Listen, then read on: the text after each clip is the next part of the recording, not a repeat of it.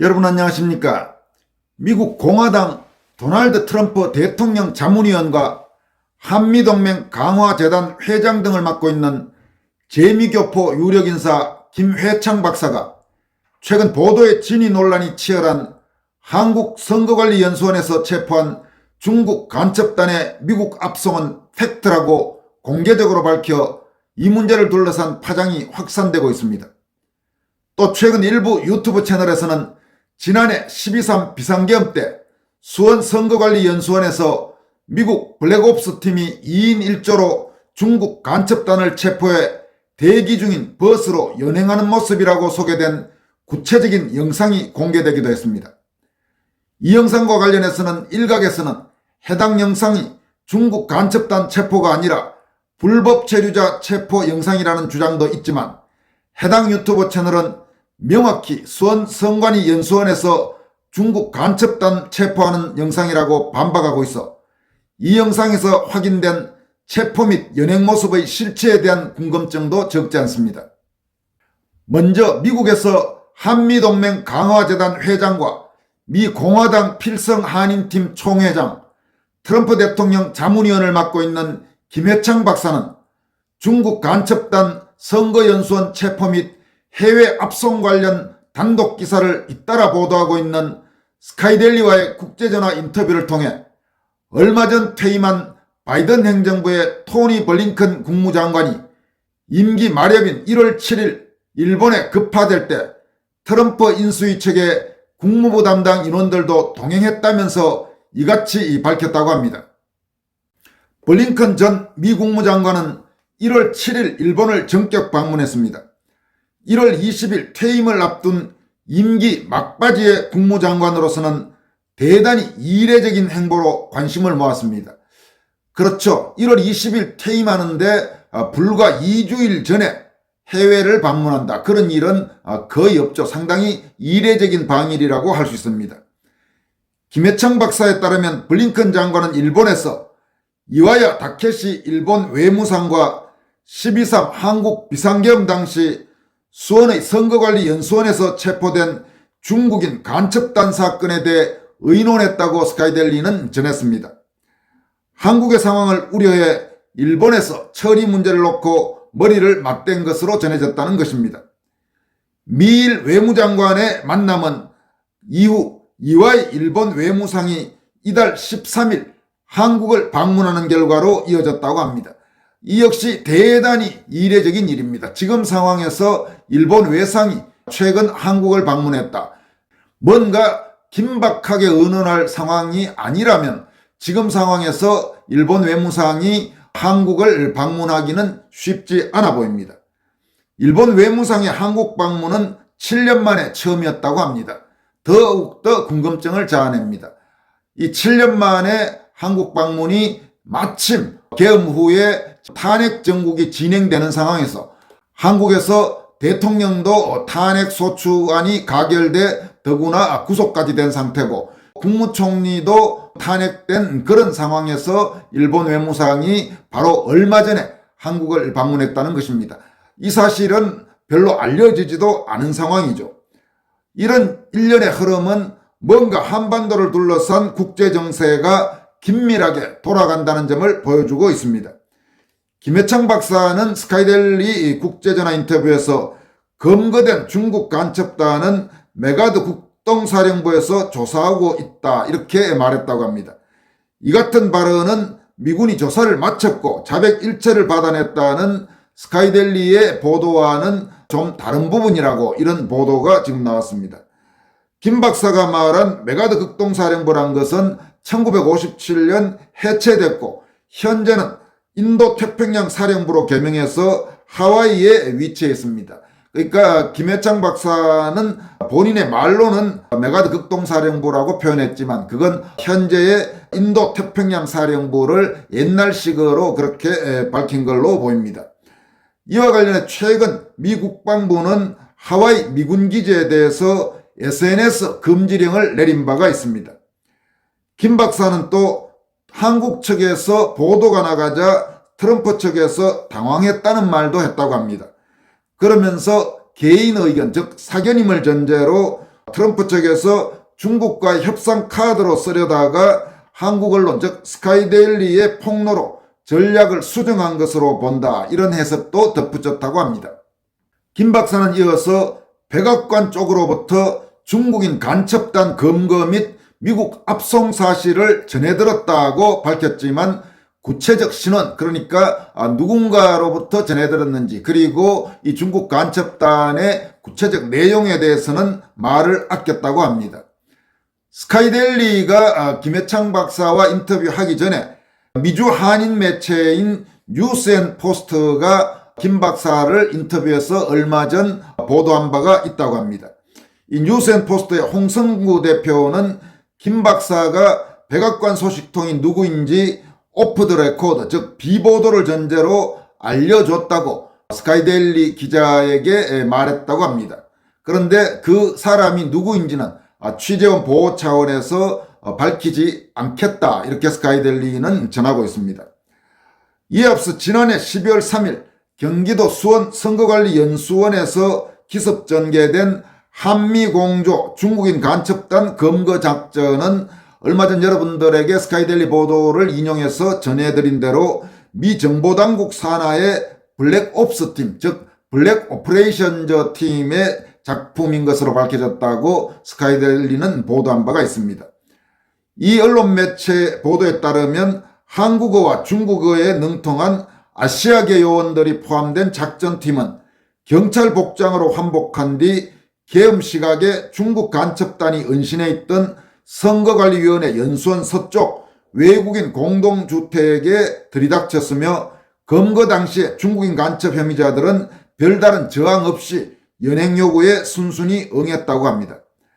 당시 붙잡힌 중국인 간첩 혐의자들 중 한국 선거 가담자들은 주일 미군 기지를 거쳐서 오키나와 나하시 소재 모처로, 또 미국 선거 조작 담당자들은 미국 본토로 각각 압송됐다고 합니다. 한국의 현행법으로는 중국인이 한국에서 간첩죄를 저질러도 처벌하지 못합니다. 중국인을 간첩죄로 처벌할 수 있는 간첩법 개정안은 국회 다수의석을 차지하고 있는 더불어민주당의 반대로 부결된 바가 있습니다. 세상에 이런 나라는 아마 거의 없을 겁니다. 바로 최근 필리핀은 필리핀 내에서 간첩 활동을 하던 중국인들을 잡아서 그 얼굴까지 다 공개하고 강력한 형사처벌을 하겠다고 밝힌 바가 있습니다. 수원 선거연수원에서 검거된 중국인 간첩 혐의자들은 한국과 미국의 선거 조작에 개입했을 뿐만 아니라 우리나라의 댓글 조작에도 관여했다는 자백을 미 정보당국이 신문 과정에서 확보한 것으로 드러났다, 이런 보도도 지금 스카이데일리는 하고 있습니다. 구체적으로 중국 간첩 혐의자들은 프로젝트 목인으로 알려진 인공지능 AI를 접목한 매크로를 개발해서 적용해 왔다고 합니다. 목인이란 것은 AI를 훈련시켜서 사람처럼 댓글을 다는 고도화된 매크로의 일종입니다. 이들은 또 외국인 연수생 신분을 가장해 한국에 체류하는 동안 6개월을 주기로 교체되면서 이 중 일부가 업무에서 제외된 후 실업급여를 받은 사실도 확인됐다고 합니다. 한편 중국 정부는 자국민이 체포 압송됐는데도 스카이데일리의 16일자 온라인 첫 보도 이후 지금까지 공식 입장을 내놓지 않고 있다, 이렇게 스카이데일리는 전하고 있습니다. 아마 구독자 여러분들, 시청자 여러분들 중에도 스카이데일리가 최근 잇따라 연속 보도하고 있는 수원 선거관리연수원에서의 중국인 간첩단 체포 및 해외 이송 기사들과 관련해서 과연 이 기사가 사실이냐 아니냐, 즉 기사의 진위에 대해서 찬반 의견이 당연히 있을 것입니다. 실제로 일각에서는 이 기사들은 가짜 뉴스다, 가짜 기사다, 이렇게 일축하는 사람들도 꽤 있습니다. 이와 관련해서 권순할TV는 지금 현 시점에서 스카이데일리의 보도 내용들이 모두 완벽한 팩트라고 단언하지는 않겠습니다. 반대로 이 기사들이 모두 가짜 뉴스라고도 절대로 단언할 수는 없습니다. 만약 선관위 등의 주장처럼 스카이데일리의 일련의 연속 보도가 전혀 사실이 아닌 내용으로 판명된다면 해당 언론사의 공신력은 치명적인 타격을 입을 것입니다. 어쩌면 회사 문을 닫아야 할지도 모릅니다. 하지만 스카이델리가 그런 엄청난 위험 부담을 무릅쓰고 지금 저 정도로 자신있게 연속 보도를 이어나가는 것을 보면 뭔가 결정적인 증거를 확보하고 있을 가능성도 적지 않습니다. 그리고 모두에 말씀드린 대로 최근 일부 다른 유튜브 채널에서 나오고 있는 당시 체포 영상이라고 소개하고 있는 그런 내용들, 대단히 선명한 영상들입니다. 정확히 무슨 상황인지는 모르지만 분명히 2인 1조로 돼서 어떤 사람들을 체포해서 대기 중인 버스로 연행하는 그런 모습들이 지금 유튜브 영상을 통해서 공개가 된 상태입니다. 또 스카이델리의 관련 기사들을 취재해서 쓰고 있는 허겸 기자, 허겸 부장도 그동안 충분히 기자 수업을 받은 언론인입니다. 그런가 하면 이 모든 관련 기사들이 나가고 있는 전 과정을 알고 있고 또 최종 승인을 해서 기사를 내보내고 있는 스카이델리 발행인 겸 편집인인 조정진 대표 역시 얼마 전 여러분들에게 소개해드린 대로 세계일보 문화부장과 논설위원까지 지낸 60대의 원숙한 정통 언론인이란 점도 참고할 만합니다. 여러분께 말씀드렸다시피 조정진 대표는 저보다 언론계 조금 후배입니다만은 그동안 오랫동안 제대로 된 기자로서 또 언론사 간부로서 일을 해왔던 사람입니다. 그런 사람이 지금 저 정도의 위험 부담이 있는 기사를 그냥 아니면 말고식으로 내보낼 가능성은 대단히 낮습니다. 더구나 현재 회사의 전체 경영까지 모두 책임지고 있는 발행인 겸 편집인이라는 점에서 뭔가 분명히 본인으로서는 확신이 있기 때문에 저 일련의 기사들을 내보내고 있을 가능성이 높아 보입니다. 오늘 보도한 재미교포 유력인사 김회창 회장의 인터뷰 내용을 포함해서 그동안 스카이델리가 보도했던 12.3 계엄 당일 중국 간첩 99명 선거연수원에서 체포 후 압송 기사나 12.3 계엄화 한미당국의 작전명 코드 넘버 99는 완전 팩트 기사, 또 선관위 중국 간첩단 체포는 미 블랙옵스 팀 작품 기사 등 스카이델리의 연속 기사들을 제도권 언론은 철저히 외면하고 있습니다. 오히려 상당수 언론이 이미 이들 기사들이 가짜 뉴스라고 그렇게 주장한 바가 있습니다. 하지만 대부분의 주요 시사 유튜브 채널에서 스카이델리의 일련의 관련 기사들을 잇따라 보도하고 있는 것은 해당 기사가 완전한 팩트인지가 지금 현재로서 명백히 밝혀진 것은 아니지만 그렇다고 해서 엉터리 가짜 뉴스라고 매도하기는 여러 정황상 더욱 미심쩍은 부분이 많다, 이런 판단에 기인할 것입니다. 그런 점에서 스카이델리가 보도하고 있는 주요 기사는 제3자들로서는 현 시점에서 100% 팩트라고 맹신하거나 반대로 완전한 가짜 뉴스라고 매도할 것이 아니라 이 언론사가 나름대로 취재해서 보도하고 있는 내용이라는 정도로 일단 객관적으로 받아들이면서 앞으로 진행 상황을 계속 주시할 필요가 있어 보입니다.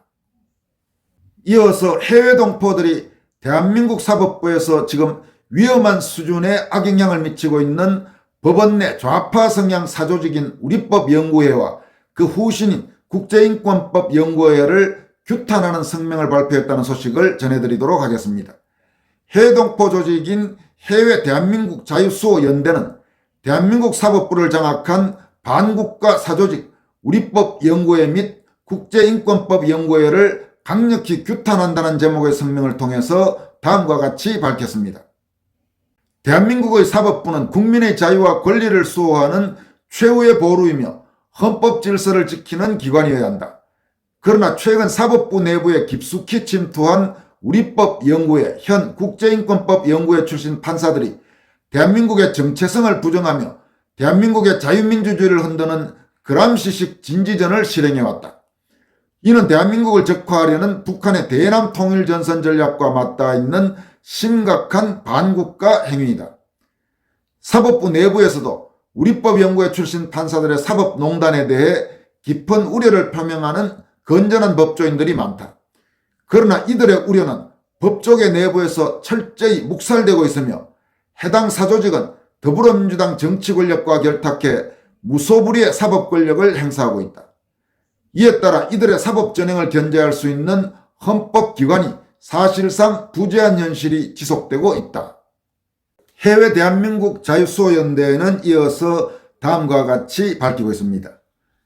1. 우리법연구회 출신 판사들의 사법부 장악을 강력히 규탄한다. 우리법연구회는 대한민국 헌법을 사회주의적 시각으로 해석하는 반국가적 사조직이다. 이들은 특정 이념을 사법부에 심어놓고 헌법을 사회주의 관점에서 해석하며 반국가 세력에게 유리한 판결을 반복해왔다. 이는 대한민국의 법치주의를 근본적으로 흔드는 위험한 행위이다. 2. 법조계 10%에 불과한 우리법연구회 출신 판사들이 사법부 요직을 장악하고 있다. 전체 법조인의 10%에 불과한 이들이 대법원, 헌법재판소 등 사법부 요직을 30% 이상 차지하며 사법부의 공정성을 심각하게 훼손하고 있다. 특히 김명수 대법원장 시절 우리법연구회 출신 판사들의 비율은 34%까지 상승했으며 이는 사법부 독립성을 위협하는 요소로 작용했다. 3. 윤석열 대통령 탄핵 정국에서 사법부 내 반국가 불온 세력이 드러났다.